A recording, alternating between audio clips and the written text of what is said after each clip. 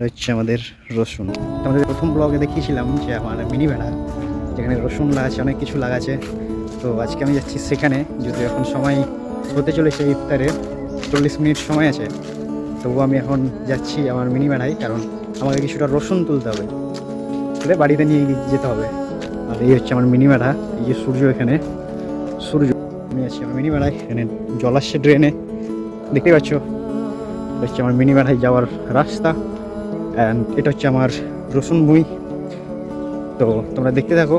এটা হচ্ছে আমার রসুন, এটা হচ্ছে আমার ব্যানার গেট, মেন গেট।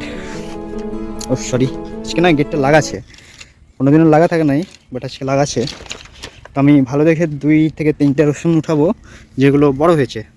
যেমন এটা একটা আই থিঙ্ক বড় হয়েছে, ব্যাস, হ্যাঁ এটা একটা আই থিঙ্ক বড় হয়েছে, জানা নেই আমার, বড় হয়েছে, রাইট। এটা একটা 3টা, এটা একটা 4টা। আমি বেশি উঠাবো না, কারণ আমার বেশি কাজ নেই।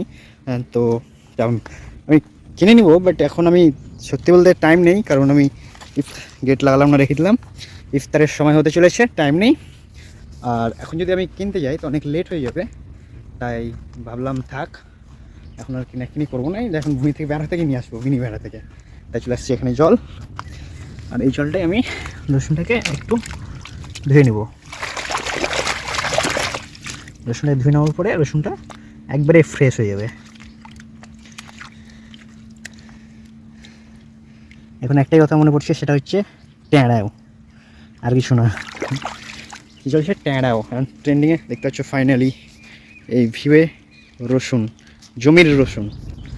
তো আমি ওইটাই বলবো, তোমরা সবাই বেশি বেশি করে জমিতে রসুন লাগাও, চাষবাস করো। আর নিজের জমির রসুন কিংবা নিজের রসুন, নিজের জমির সব কিছু তোমরা খেতে পারবে, এরকম করে আমার মতো করে চাষবাস করে। এটা হচ্ছে আমার বাগান, এটা হচ্ছে আমার বাড়ি যাওয়ার রাস্তা। জাস্ট সব কিছু 1 মিনিটের ভিতরে হয়ে গেল, 1 থেকে 2 মিনিটের ভিতরেই সব কিছু কমপ্লিট।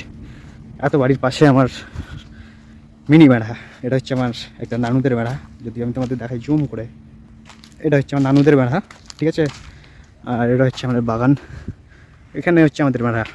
তো চলো টাটা, বাই বাই, পরে আবার দেখা হবে।